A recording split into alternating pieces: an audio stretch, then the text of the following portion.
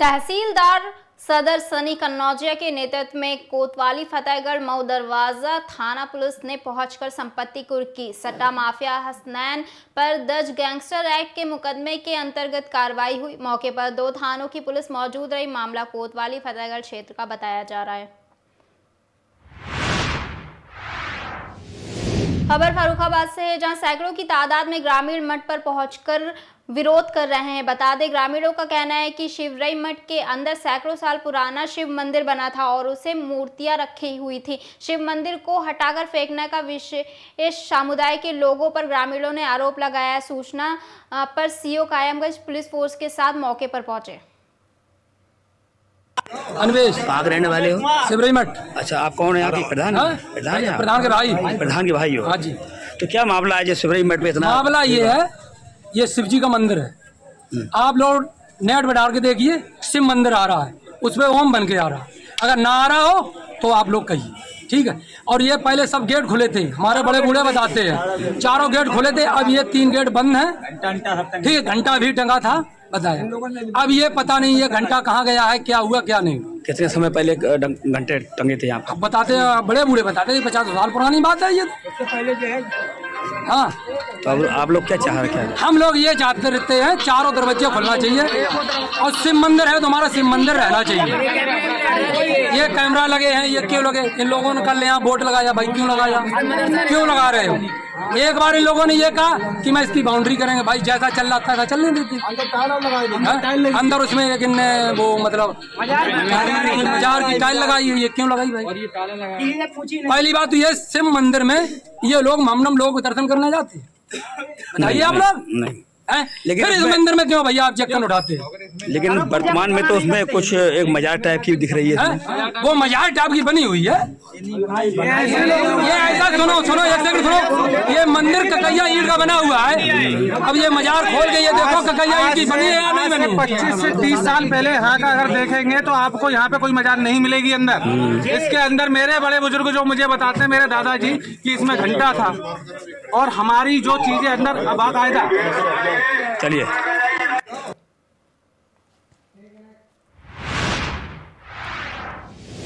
खबर यूपी के उन्नाव से है, जहां पति ने अपनी पत्नी पर कुल्हाड़ी से जानलेवा हमला कर दिया। सीवन थाना क्षेत्र के कमलापुर गांव की महिला का विवाह करीब 6 वर्ष पहले फतेहपुर 84 थाना क्षेत्र के पखरापुर गांव निवासी के साथ हुआ था। कुछ समय बाद शोभित और उसके परिजन महिला को दहेज के लिए प्रताड़ित करने लगे। परेशान होकर महिला अपने घर कमलापुर आ गई, जिसके बाद शोभित अपने ससुराल आया और खाना मौका देखकर अपने पत्नी पर कुल्हाड़ी से ताबड़तोड़ हमला कर दिया। महिला की चीख पुकार सुनकर आसपास के लोग दौड़े, लेकिन तब तक शोभित वहां से भाग चुका था। परिजनों ने पुलिस को सूचना दी और गंभीर हालत में महिला को सामुदायिक स्वास्थ्य केंद्र में भर्ती कराया गया। वहीं पुलिस द्वारा मामले की जांच के बाद आगे की कार्रवाई की जा रही है।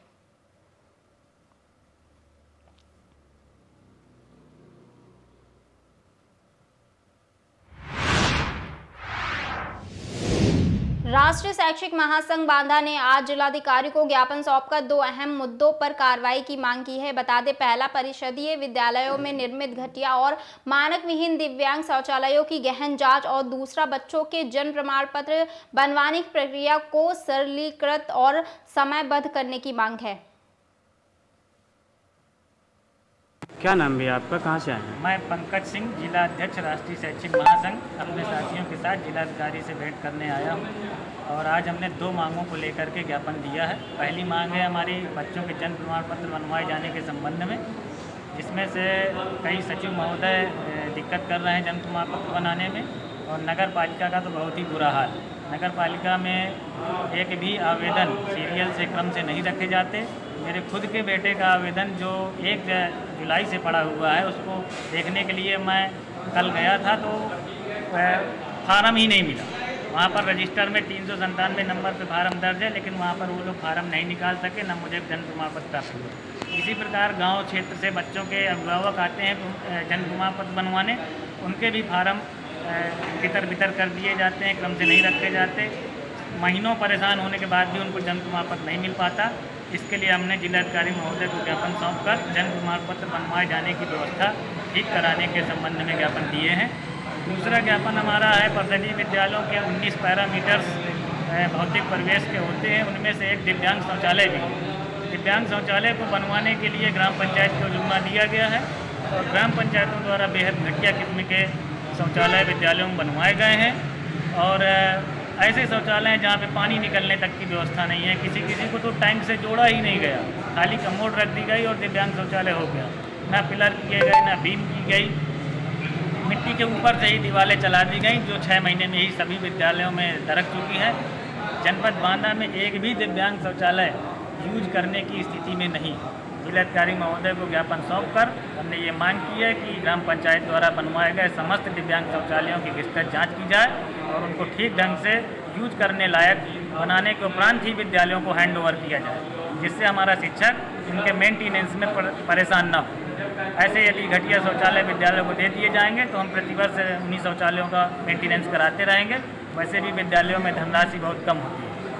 इन्हीं 2 मांगों को लेकर के हमने जिलाधिकारी से मिलकर विस्तृत वार्ता की है, उनको समझाया भी है कि क्या समस्या है। जिलाधिकारी महोदय ने शीघ्र ही निस्तारित कराने का आश्वासन दिया है। अभी आपने जन्म प्रमाण पत्र ना बनने की बात कही थी, आखिर क्या कारण है कि ये इतना समय लग रहा है और जन्म प्रमाण पत्र सही से बन नहीं पा रहा है? अब ये तो वही विभागीय लोग बता पाएंगे। 1 महीना होने के बाद भी मेरे खुद के बच्चे का बन नहीं पाया है, जबकि डेलीगेशन में तो 15 दिन का टाइम होता है। जी, 15 दिन का टाइम होता है, इसीलिए हम जिलाधिकारी महोदय के पास आए हैं कि उनका ससमय निस्तारित कराने की व्यवस्था कराई जाए। क्या ना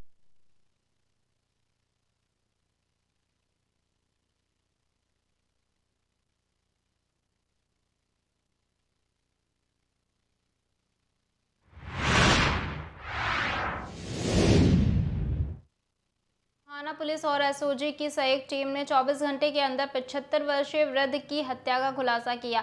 मोहाना थाना क्षेत्र के ग्राम वर्डपुर नंबर 4 टोला निरंजनपुर में ईंट भट्टे में वृद्ध का शव मिला था। आपको बता दें, पुत्र और बहू ने मिलकर वृद्ध की बांस के डंडे से पीटकर हत्या कर दी थी। जमीन बेचने को लेकर पिता और पुत्र में विवाद चल रहा था। कल दिनांक 6 तारीख को बर्डपुर नंबर 4 टोला निरंजनपुर में एक वृद्ध बुजुर्ग के मृत शव होके उसको छिपा देने की, ईंटों के तले दबा देने की एक सूचना मिली। मौके पर वरिष्ठ अधिकारीगण ने जाके घटनास्थल का निरीक्षण किया। थाना मोहाना की टीम और एसओजी की टीम ने वहां जाकर वैज्ञानिक साक्ष्य संकलन किया। उसके पश्चात इन्वेस्टिगेशन के क्रम में 2 अभियुक्तगण गिरफ्तार किए गए, जिसमें योगेंद्र सिंह और उनकी पत्नी किसलावती को सस्पेक्ट के तौर पर माना गया था। इंटेरोगेशन के दौरान पता चला कि इन्होंने जमीन के लालच में आकर अपने पिता का जो है कत्ल किया गया और इसमें इन्वेस्टिगेशन में आगे की विधिक कार्रवाई की जा रही है।